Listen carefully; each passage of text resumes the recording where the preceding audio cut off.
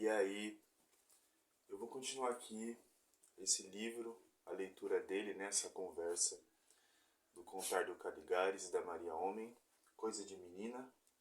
A gente tem debatido aqui questões do feminino, né? Mas, eu como homem, e acredito que algum homem esteja vendo aí também, é importante a gente se interessar por esse assunto, né? Sair daquela ideia pequena de que isso é só assunto de mulher. Até porque a gente cai aqui nesses questionamentos. É coisa de mulher só mesmo? Né? Já que a gente se relaciona com mulheres, seja afetivamente, sexualmente, seja como amigo, como, enfim, né? Psicólogo. Então, vamos continuar aqui. E a gente vai entrar agora num subitem aqui, que é a repressão ao corpo. A Maria Homem começa assim. Gravei alguns vídeos para o meu canal no YouTube que formam uma série chamada Sexualidade Feminina. Justamente porque começaram a me perguntar, por exemplo, e a masturbação feminina, como é? Existe ou não existe? Pode ou não pode? Parecem perguntas, não sei, meio absurdas, não sei. Para mim parece. Mas são perguntas que estão aí. A gente volta um pouquinho até no que foi dito no vídeo anterior aqui, que a gente avança, sim, não avançar muito, né? Então a Maria Homem traz isso, né, essas questões. Orgasmo. Há muitos pedidos para que eu fale sobre isso. Para mim, é como se estivéssemos em um debate anacrônico. Existe quase uma demanda escondida e reprimida disso que agora explode e finalmente dá, talvez, o direito à mulher de se tocar e gozar. Esses vídeos circulam, então, a partir de uma demanda, mas ao mesmo tempo apanho muito, porque surgem afirmações incríveis do tipo: como você ousa falar de orgasmos femininos ou de múltiplos gozos? É como se ainda não fosse permitido, como se não pudesse ser feito e muito menos falado. Aquilo que eu venho dito aqui, sempre que tem uma força tentando se reafirmar, se colocar no mundo, uma força, vamos dizer, transgressora, vem outra força aí, repressora, que a gente conhece muito bem, que tenta abafar, que tenta tornar ridículo até esse tipo de questão, né? É o ódio ao desejo sexual feminino.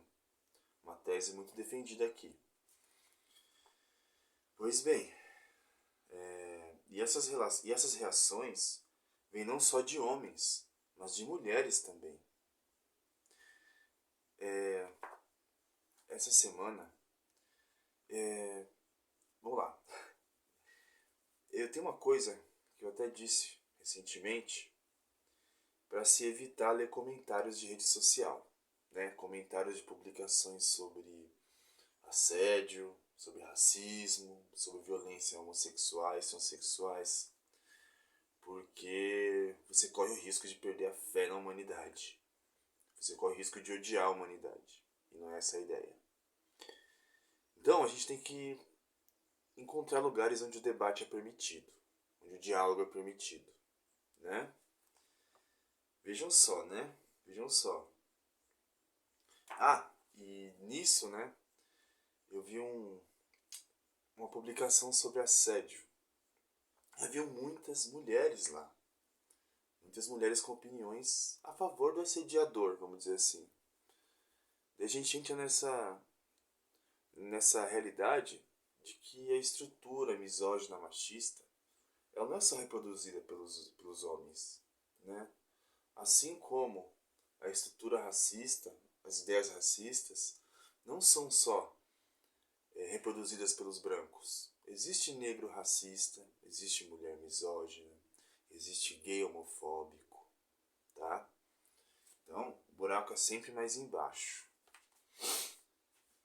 É como a mulher que acha horrível mulheres bebendo e fumando num boteco. Pensa, que coisa feia. Ou, mais engraçado, coisa mais masculina, qualquer associação da mulher com o lado pulsional, seus impulsos, sua potência, sua força, acho feio.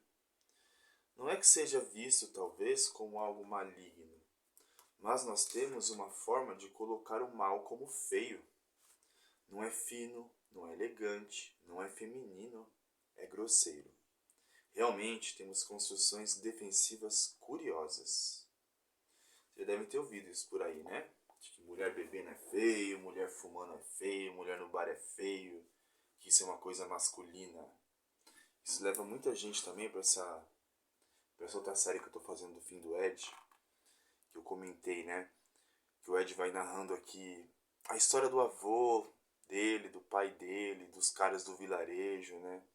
Muitos alcoolistas, né? Essa coisa da bebedeira é uma coisa muito associada ao homem, né? Vejam bem, né? A gente está falando de ideias aqui que não são naturais, são culturais. Mais uma vez, eu vou repetir isso. Que quem sabe através da repetição a gente não elabore, né? Trazendo um pouquinho aí uma ideia freudiana. A psiquiatria do começo do século XIX curava a masturbação feminina queimando com um ferro quente, um ferro vermelho, o clítoris das meninas de 10 a 11 anos e sem anestesia. Isso aqui é o Contardo falando. Daí vem Maria Homem. E nos chocam as selvagens tribos africanas. Contardo. Que fazem clitoridectomia. Clitoridectomia, não sei se vocês já ouviram falar, em algumas tribos lá da África, se corta o ímen. O ímen não, peraí. Deixa eu falar uma besteira aqui. O clítoris da mulher. Para que ela não sinta prazer. Vejam bem aonde vão as coisas, né? Aonde vai a negação do desejo sexual feminino.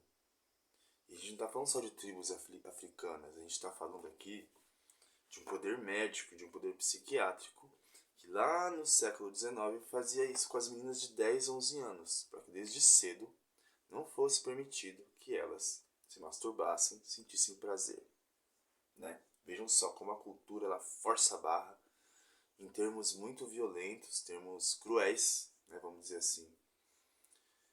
Vamos retomar aqui, vamos continuar, porque tem um longo caminho pela frente. Daí vem, Maria Homem, a história caminha junto. Contardo. Por exemplo, amarravam-se as mãos dos meninos que se masturbavam muito, embora ninguém tenha pensado em queimar o pênis deles com o ferro vermelho. Ninguém chegou a esse ponto. Houve casos interessantes que foram nessa direção, inclusive envolvendo o pai do presidente Schreiber, cujas memórias Freud analisou cuidadosamente no que foi conhecido como caso Schreiber, que é um caso famoso, um dos grandes casos clínicos de Freud, que não dá para entrar aqui agora em muitos detalhes, né? Mas é muito nessa ordem aqui. Em um outro momento a gente pode falar sobre o caso Schreiber, tá? Mas não vai ser agora, porque a gente está agora num outro lugar falando de outras coisas. Aqui é um exemplo que eles trazem. Eu sei que para quem não é da psicanálise pode ficar o que ele está falando, mas só pontuar aqui um exemplo vivo na psicanálise.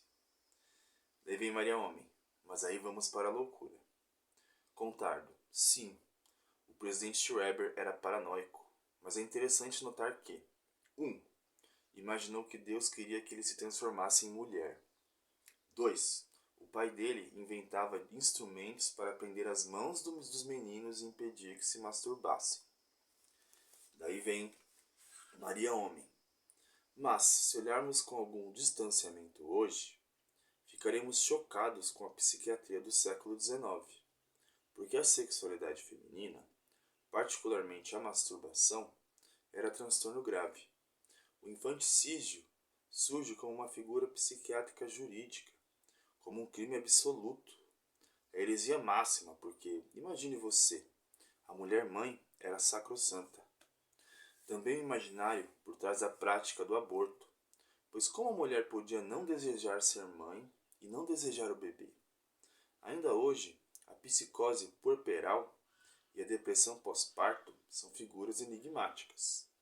Também a ninfomania, que é rotulada como um transtorno. Engraçado, né? Estudei psicologia há 5 anos, continuo estudando psicanálise, psicopatologia, questões culturais, antropologia, tudo que diz respeito à cultura humana. E nunca ouvi falar de um transtorno chamado ninfomania. Vejam bem, como uma mulher em atividade sexual, talvez incomum para a cultura, já é classificada como patológica, como doente, como transtorno, né?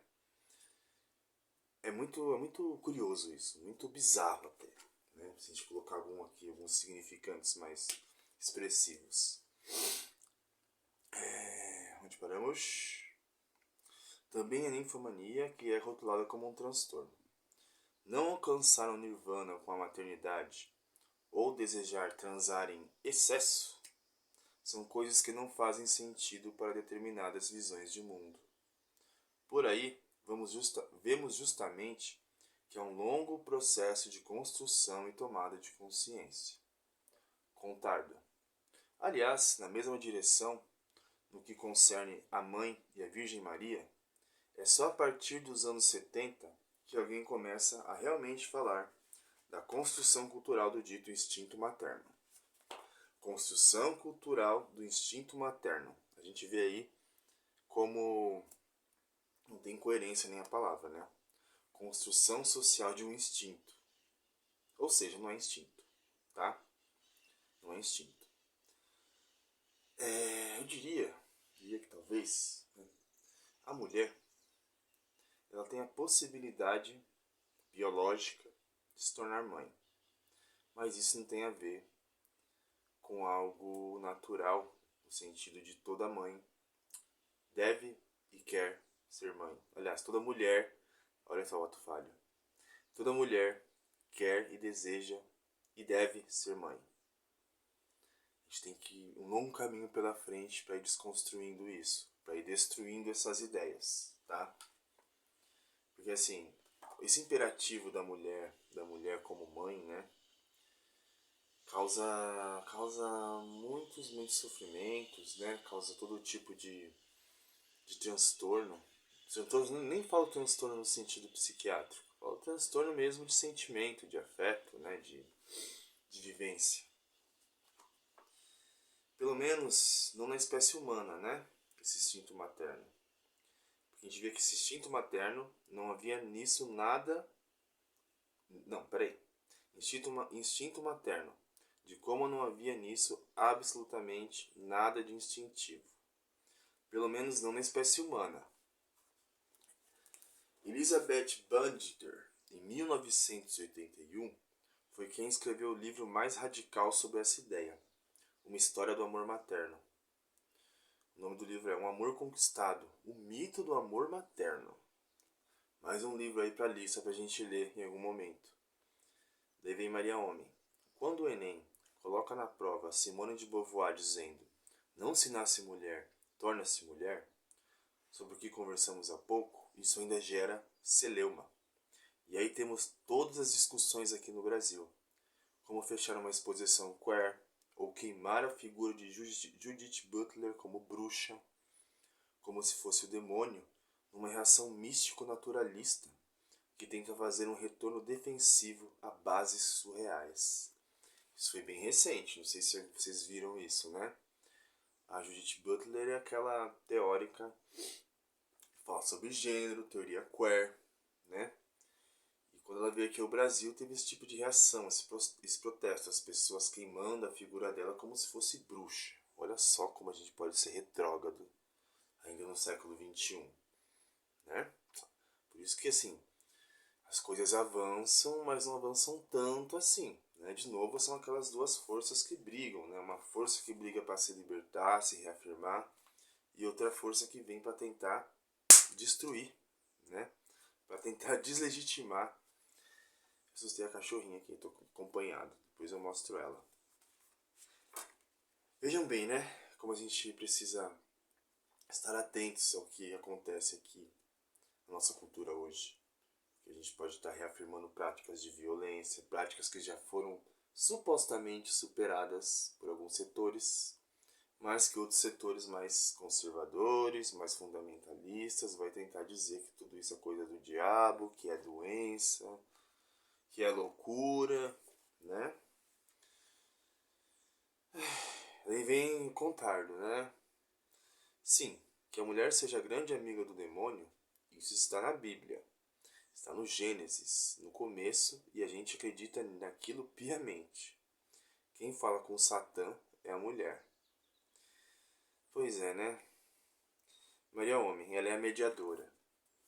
Contardo, é ela que tenta o homem, a tentadora. E depois disso, nós temos quase 4 séculos, no começo do cristianismo, de neuróticos que por alguma razão foram chamados de santos, que só falam disso, do horror que eles têm de mulher e de sexo. São Paulo declarou guerra ao corpo. Agostinho, Tertuliano, Clemente de Alexandria eram todos neuróticos graves, que conseguiram transformar a dificuldade neurótica de reprimir seu próprio desejo sexual numa matriz cultural que persiste até hoje. Interessante aqui que o Contardo faz, né? A Maria Homem até coloca, agora você provocou, Contardo. Quando a gente começa a mexer com religião, com ideias religiosas, a gente entra num campo de guerra, né? Vamos falar aqui abertamente. Porque é muito complicado os dogmas, as ideias religiosas, porque elas sempre têm um imperativo de verdade e quem questiona corre o risco de ir pra fogueira, né? Seja simbolicamente, seja na prática mesmo, né?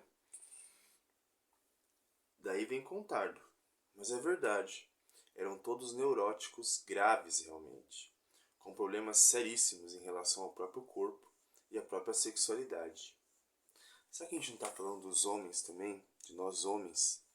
Mais especificamente, dos homens que fazem questão de reafirmar um machismo, uma misoginia, uma diferença sexual, que vai no sentido de demonizar a mulher, né? Essa mulher que tenta ele, né? Eu não pude resistir, né? Nossa, é muito louco isso. É muito louco porque daí isso tira a responsabilidade dos homens. Isso tira a nossa responsabilidade, nossa responsabilização sobre o nosso corpo, sobre nossa cabeça de baixo, que não pensa por nós não, viu? Né? Vamos abrir a mente aí, meu povo. E transformaram seus sintomas em doutrina, para evitar as tentações que o corpo feminino e satânico encarnava para eles. É uma loucura, mas a história da cultura ocidental é essa. Sim. Maria Homem. Como resumiria Nietzsche de maneira muito sarcástica, o cristianismo nada mais é do que um platonismo para os pobres, para as massas. A ideia de que corpo e alma são duas substâncias, de que a alma é superior ao corpo, dela de milênios, é pré-cristã. Olha só, né? Essa ideia de corpo e alma, vamos entender aí no platonismo. Essa divisão, né? Essa coisa cindida, né? Tá me fugindo a palavra agora. Como que fala hoje? Tu fala até da polarização. Uma coisa muito polarizada, né? Corpo e alma. Como se a alma fosse superior, o corpo inferior.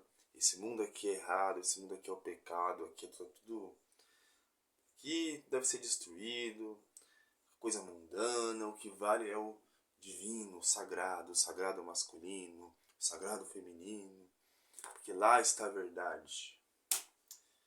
Pois é, o Nietzsche faz uma crítica muito interessante sobre isso. E ele compara assim o cristianismo a um platonismo para os pobres.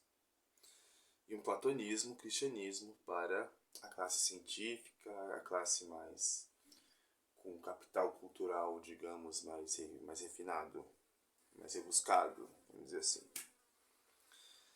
A ideia de que corpo e alma são duas substâncias, de que a alma é superior ao corpo dada de milênios é pré-cristã.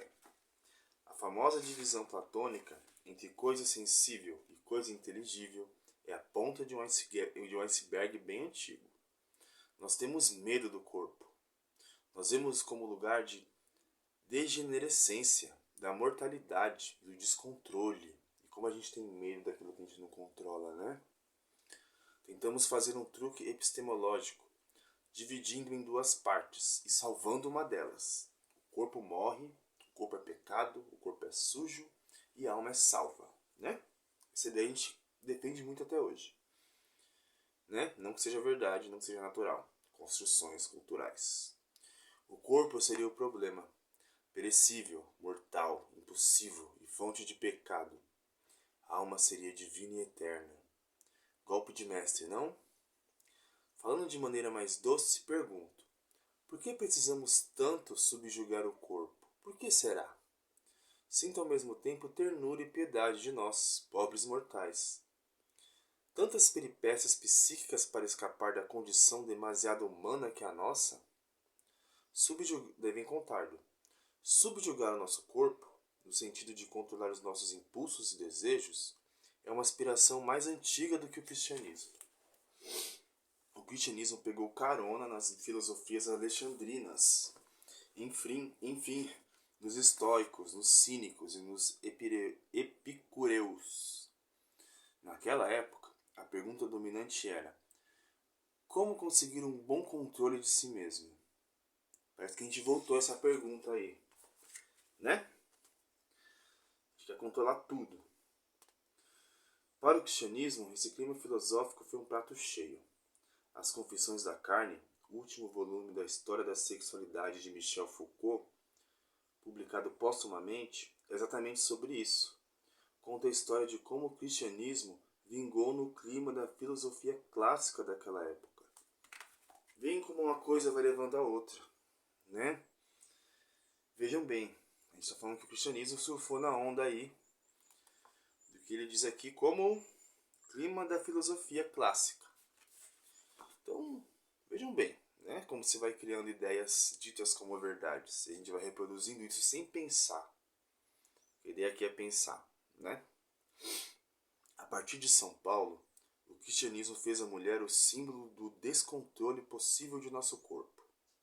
Projetamos na mulher o nosso próprio descontrole.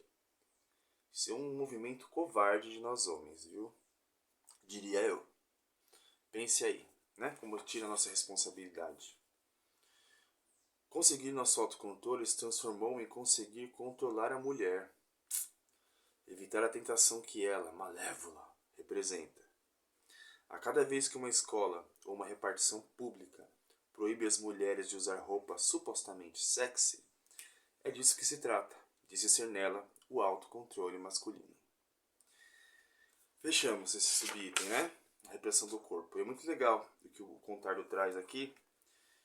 Eu estou muito satisfeito, assim, com o discurso do Contardo aqui, ele como homem, vindo discutir isso.